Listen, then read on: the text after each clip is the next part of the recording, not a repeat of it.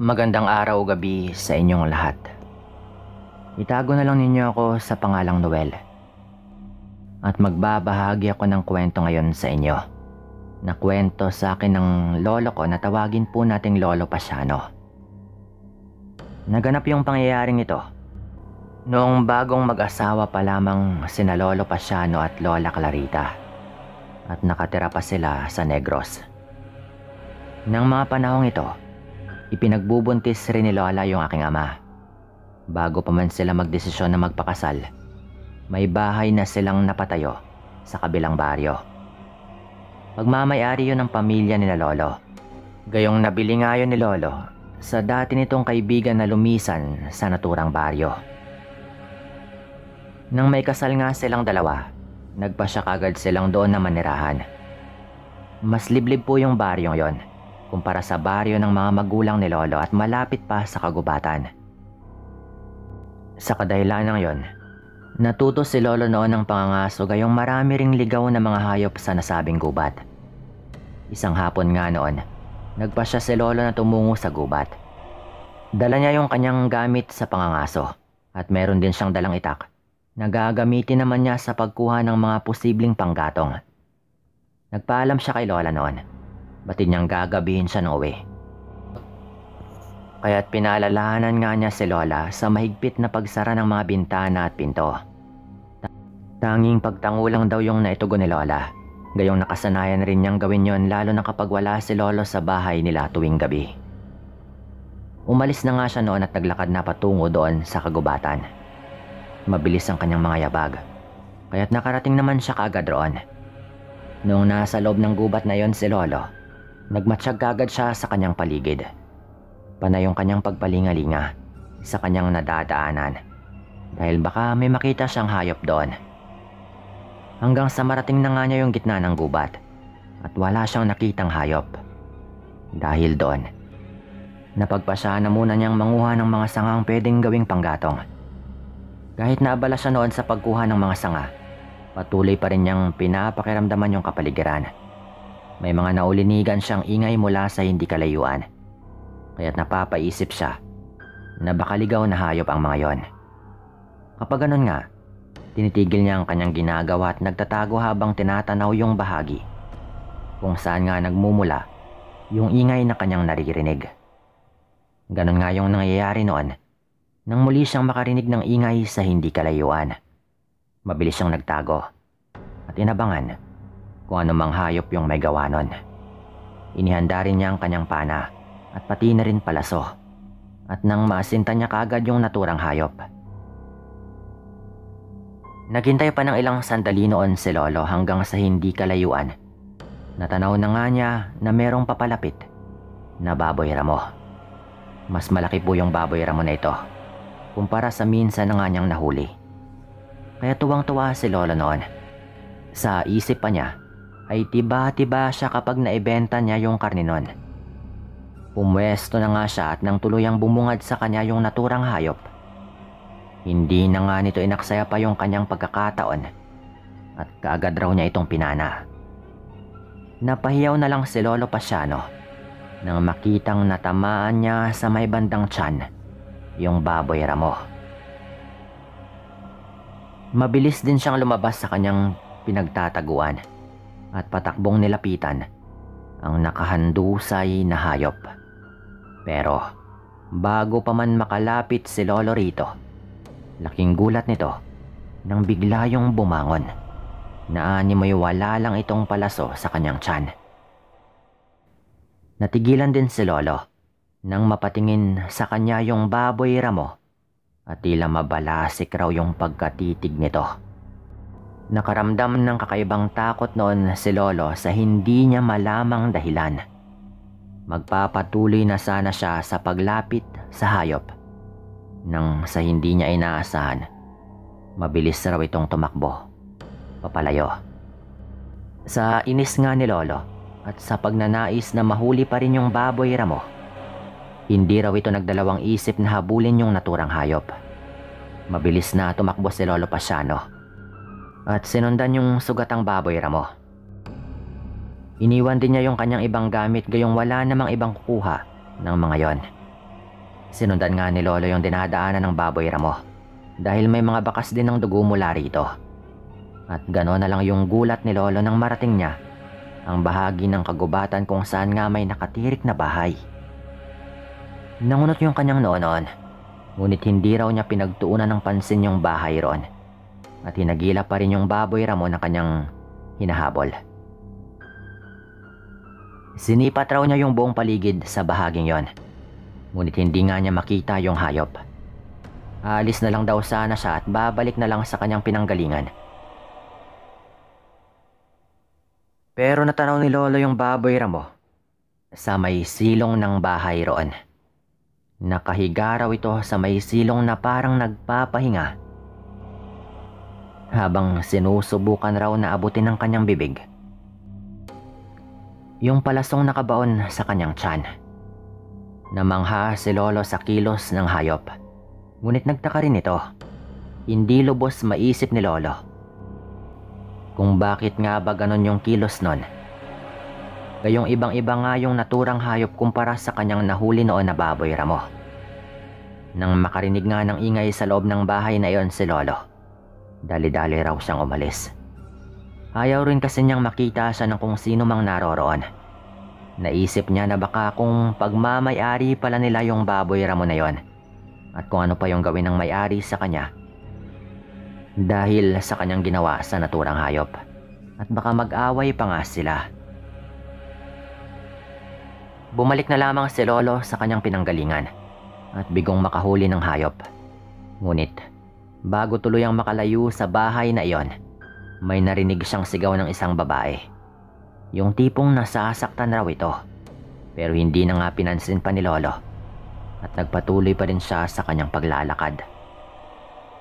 Nang makuha na nga niya yung kanyang mga gamit, nagpasya na lang daw siyang umuwi noon. Gayong pansin din niyang madilim na rin yung paligid. Umalis na nga siya sa gubat. At hindi na rin niya inisip pa ang pagkabigong mauwi yung baboy ramo na kanyang nakita. Nang hinayang man daw siya noon pero wala naman siyang nagawa pa. Nang mga sumunod ngang pagpunta ni Lolo Pasiano sa gubat, tila nagsimula siyang makaramdam na may kakaiba umano sa paligid. Nung una, hindi na lamang niya pinapansin, ngunit nang lumaon, tila naging malakas daw yung kanyang kutob. Sa tuwing nasa loob siya ng gubat, animoy may nakaambang panganib sa kanya. Ibang-iba raw yung pakiramdam niyang yon, at nagsimula raw yon nung makaengkwentro niya yung kakaibang baboy ramo. Hanggang isang hapon nga noon, muling nagtungo si Lolo Pasiano sa gubat. Nagbakasakali itong makahuli ng ligaw na hayop. Gayong ilang linggo na rin daw siyang walang nahuhuli at naiuuwi sa kanilang bahay. Nung nasa kagubatan ng araw siya, nakiramdam daw siya sa kanyang kapaligiran. Mabigat yung pakiramdam ni Lolo ng mga panahong yon, ngunit wala siyang nagawa kung hindi ipagpatuloy yung kanyang pangangaso. Naganap siya ng mapagpupwestuhan, lalo na nga nang makarinig raw siya ng ingay sa hindi kalayuan. Tinanaw nga niya yung bahagi kung saan nagmumula yung naturang ingay at tinintay kung ano nga bang makikita niya roon. Ilang minuto yung nakaraan, nakita nga ni Lolo yung papalapit na baboy ramo. Sa pagkakataong yon, pamilyar sa kanya yung naturang hayop, kaya't mas ninais niyang mahuli yon. Saktong paglabas ng baboy ramo, pinana kaagad siya ni Lolo Pasiano. At sa hindi inaasahan ni Lolo, naging mabilis daw yung galaw nun at naiwasan yung kanyang palaso. Napatingin pa raw ito kay Lolo at kaagad na napangisi. Nahalatang hindi talaga normal. Napatulala raw ng ilang sandali noon si Lolo dahil pinanindigan daw siya ng kanyang mga balahibo dahil sa pagngising ginawa ng baboy ramo. Noong makabawi na nga si Lolo sa kanyang pagkatulala, hinabol raw niya yung hayop nang tumakbo ito. Sinubukan pa nga niyang asintahin gamit ng kanyang pana, pero naiwasan pa rin daw yun ng hayop. Medyo nagalit nga raw si Lolo dahil doon, kaya't hindi nga niya tinigilan sa paghabol yung naturang hayop. Hindi na malaya ni Lolo na dinala siya ng baboy ramo sa bahay na naroroon sa gubat kung saan nga niya ito nakita noong unang hinabol niya ito. Mabilis raw yung tumungo sa likod ng bahay, kahit hindi na nga nasundan pa ng tingin ni Lolo kung saan nga ba talaga ito nagtungo. Saktong aalis na sana roon si Lolo, nang may marinig siyang boses ng babae na nagtatanong sa kanya. Pagkalingon ni Lolo, nakita raw niya yung isang ginang na tila kasing edad lang din ng kanyang ina. Tinanong daw nito si Lolo kung ano nga bang ginagawa niya sa bahay nito. Hindi kaagad nakatugon si Lolo, hanggang muli itong nakarinig ng isa pang boses ng babae. Nang makita naman ni Lolo yung babaeng nagsalita, namangha raw siya dahil sa angking ganda nito. Napatulala pa nga raw siya, kaya't napatawa ng mahina yung babae. Tinanong nga ulit ng ginang si Lolo na sa wari niya ay ina ng babae. Napailing si Lolo Pasiano at sinabing naligaw lamang siya roon at aalis na rin naman. Tumalikod nga noon si Lolo at naglakad palayo doon sa dalawang babaeng yon. Nang lumingon siya, nakita niyang nagbubulungan yung dalawa, kaya't kinabahan raw siya noon. Nawala rin daw sa isip niya noon yung baboy Ramon na kanyang hinahabol, at nagpasya na nga siyang umuwi na lang sa kanilang bahay. Kinagabihan noon, nahirapan daw si Lolo Pasiano na makatulog. Hindi raw kasi nawawala sa kanyang isipan yung babaeng kanyang nakita sa gubat. Hindi pa rin maiwasan ni Lolo na mamangha sa kanyang taglay na ganda. Pero may kung ano sa loob ni Lolo na nagsasabing pamilyar sa kanya yung naturang babae, lalo na nga yung mga mata nito. Pakiramdam ni Lolo ay ilang ulit na nga siyang tinignan ng mga matang yon. Kaya't habang iniisip ito, nanindig yung kanyang mga balahibo. Napatingin din siya noon kay Lola at naisip yung kaligtasan ng kanyang mag-ina. Gayong may hindi magandang kutob si Lolo sa mag-inang kanyang nakita doon sa gitna ng gubat. Ganon nga yung sitwasyon nang sa hindi inaasahan ay nakarinig si Lolo ng igik ng baboy sa may labas ng kanilang bahay. Ipinagtaka yun ni Lolo, kaya't naisipan din niyang alamin kung tama nga ba yung kanyang pandinig. Bumangon na nga si Lolo at nagmatsyag na muna sa kanyang paligid. Nang muli niyang marinig yung igik ng baboy sa may labas ng bahay, dali-dali niyang kinuha yung kanyang pana at palaso. Nagtungo rin siya sa kanilang sala at doon sumilip. Gayong sa kanyang tansya ay nasa tapat lamang ng bahay nila nagmumula yung naturang ingay. Nang sumilip nga si Lolo ay wala siyang nakita. Nangunot na lamang yung kanyang noo. Subalit, nang muling umigik yung baboy, ay napagtanto niyang mula yun sa itaas ng kanilang bahay. Iniisip ni Lolo na nasa bubungan yung baboy na may gawa ng ingay na yon. Kaya't minabuti niyang lumabas ng kanilang bahay. Noong nasa labas ng araw siya, tumingala siya sa kanilang bubungan. Hindi nga nagkamali si Lolo nang makita yung isang baboy Ramoron. Pamilyar kay Lolo yung naturang hayop, gayong nakita na nga niya ito. Nang humarap nga sa kanya yung baboy Ramo, napangisi raw ito, kaya't mas tumibay yung kanyang kutob na yun nga yung baboy Ramo na ilang ulit na nga niyang nakaengkwentro sa gubat.